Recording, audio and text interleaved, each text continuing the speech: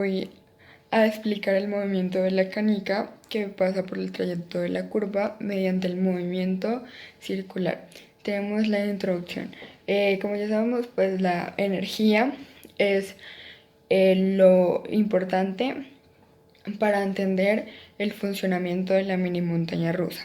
Y es por esto que es muy importante saber del movimiento circular, porque la montaña tiene una curvatura. Entonces, para explicarla hay que saber sobre eso. Entonces, el movimiento circular se define como un objeto que se mueve a través de una trayectoria circular. El objeto tiene una distancia constante del centro de la trayectoria hacia la circunferencia, donde se conoce pues la fuerza centrípeta. Con la aplicación Tracker, pues sacando los resultados reales, estos deben ser comparados con los ideales y es necesario determinar los conceptos que abarcan, por ejemplo, la cinemática y la dinámica rotacional para poderlos calcular. Entonces, la cinemática es la encargada de describir el movimiento de la canica en cuanto a la trayectoria y el tiempo. Y la dinámica se ocupa de explicar las fuerzas que generan el movimiento. Y aquí es donde entra pues la velocidad angular, la velocidad tangencial y todos los demás componentes que veremos a continuación. Tenemos como objetivo primero realizar de manera apropiada los cálculos para compararlos y analizarlos con los arrojados de la aplicación Tracker. Luego, conocer y apropiarse del concepto del movimiento circular y todos los demás conceptos que abarca. Describir cuantitativamente el movimiento circular que se presenta en la mini montaña rusa. Y por último, obtener los datos precisos de las mediciones, de las magnitudes, como por ejemplo la longitud de la curvatura, el ángulo, el radio y el diámetro de la canica, etc. La justificación. Este trabajo es necesario de hacerse porque en el movimiento circular hay conceptos significativos y para entender cómo funciona la canica cuando pasa por la trayectoria circular, y con base a esto, mediante pues, los cálculos de Tracker y los ideales, es necesario compararlos para luego ver la diferencia que se estableció entre la una y la otra y así poder explicar los resultados. Conceptos. Como primer concepto, el cual abarca todo, es el movimiento circular. Este es un tipo de movimiento en el que la canica se mueve a través de la trayectoria circular alrededor de un punto fijo. También tenemos la velocidad angular y tangencial. La velocidad angular es la medida en la que la rapidez con la que el objeto rota a través de un eje, alrededor de un eje. Esta se mide en radianes sobre segundo y depende de factores como la rapidez de la canica. También tenemos la velocidad tangencial, que describe la rapidez con la que la canica se mueve a lo largo de su trayectoria. La fuerza centrípeta es la fuerza que mantiene a la canica en la curvatura de la montaña rusa. También tenemos relación a la fuerza centrípeta, también tenemos la aceleración centrípeta, la cual es una magnitud que se vincula a la moderación de la dirección de la velocidad de la canica que se desplaza en la parte de la curvatura de la montaña rusa. Tenemos periodo, que se define como el tiempo que tarda un objeto que describe un movimiento circular uniforme en hacer una revolución. Y frecuencia es el número de revoluciones que tiene la canica en cada unidad de tiempo. También tenemos el plan de análisis, que primero es entender los conceptos explicados por el profesor. Segundo es analizar las fórmulas dadas.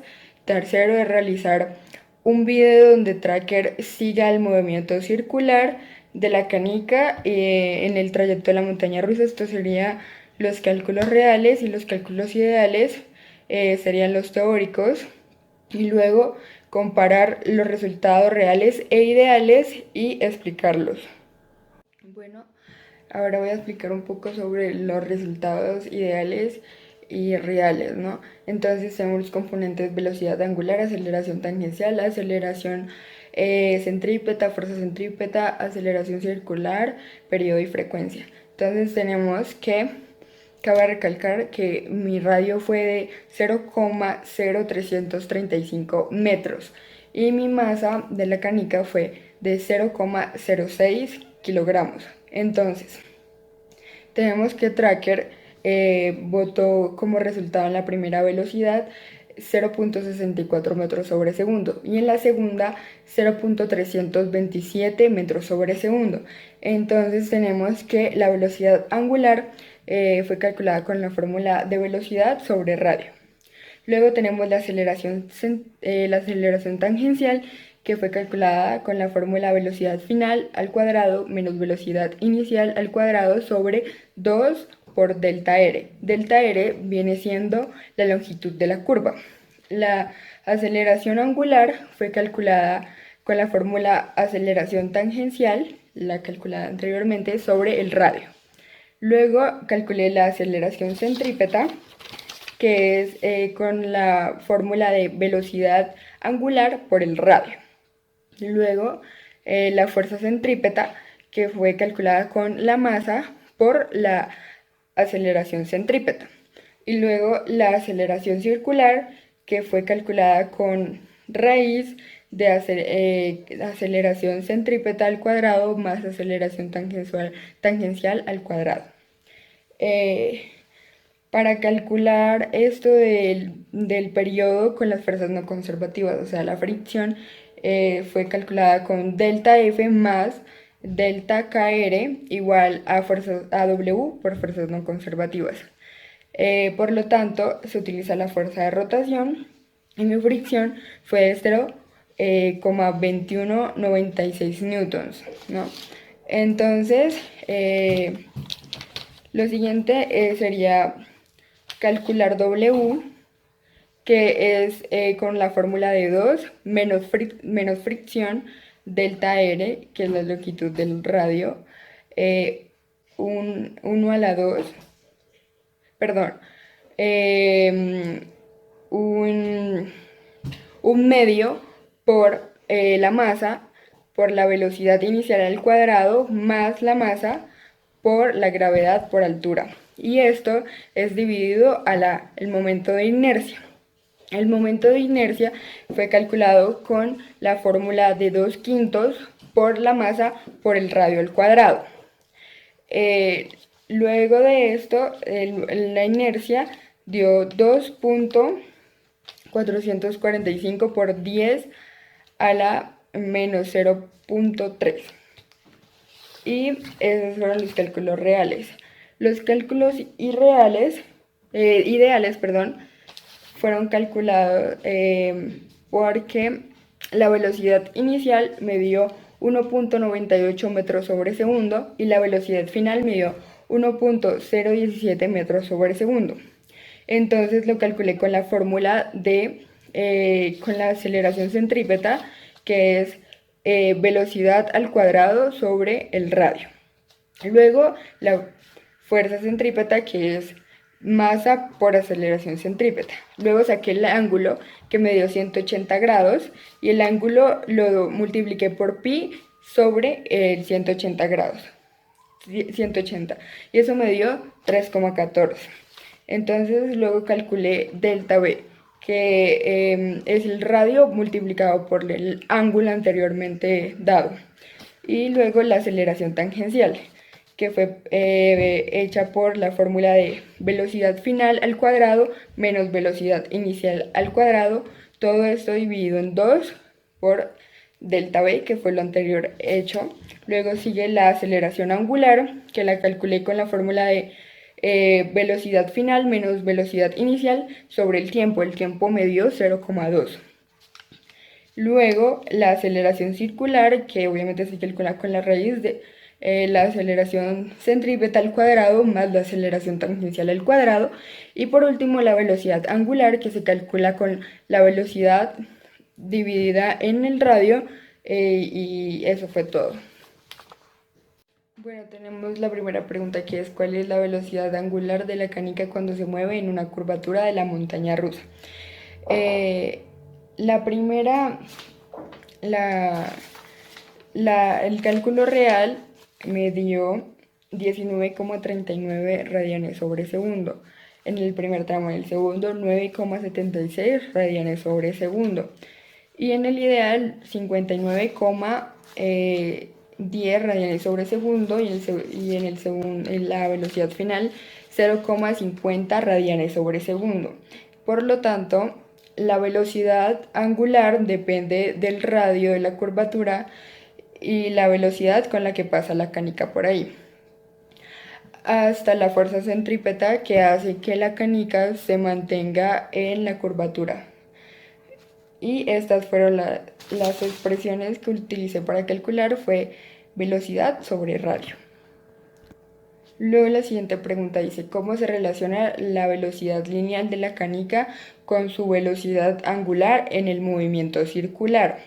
Entonces, la velocidad lineal tiene como significado la rapidez con la que la canica se mueve en la curvatura.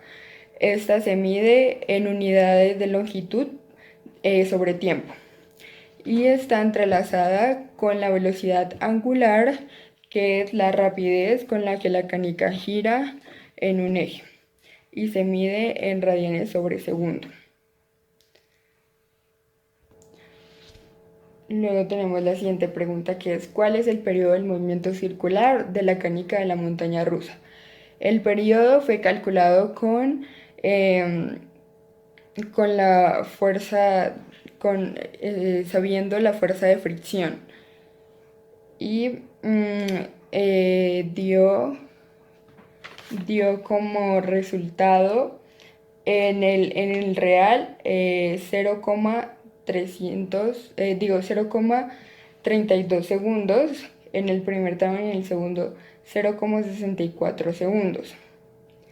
Y en lo ideal dio como resultado 0,10 segundos, y en el otro dio como resultado 0,08 segundos.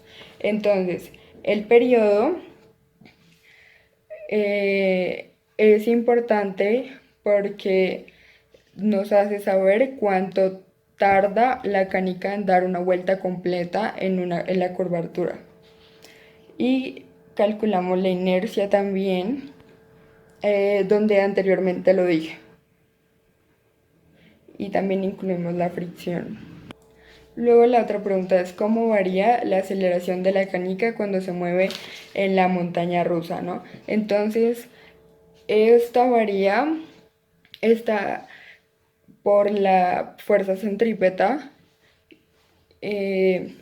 A medida que la canica se mueve, gracias a esta fuerza, su velocidad y dirección cambia, y por lo tanto existe una aceleración centrípeta.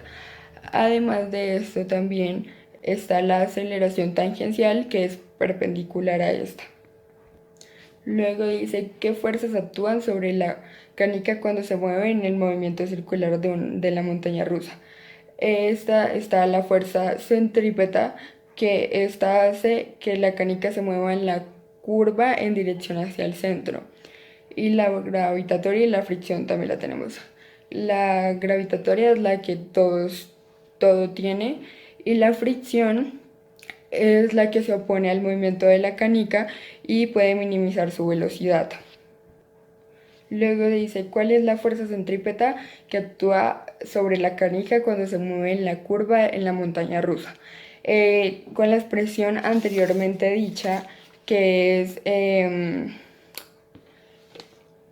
masa por aceleración centrípeta, en lo real me dio como resultado en el tramo A 0,075 newtons y en el B 0,19 newtons y en el ideal 0,70 newtons y 0,20 newtons en el segundo. La fuerza centrípeta es la que siempre está perpendicular a la velocidad de la canica y apunta hacia el centro del círculo.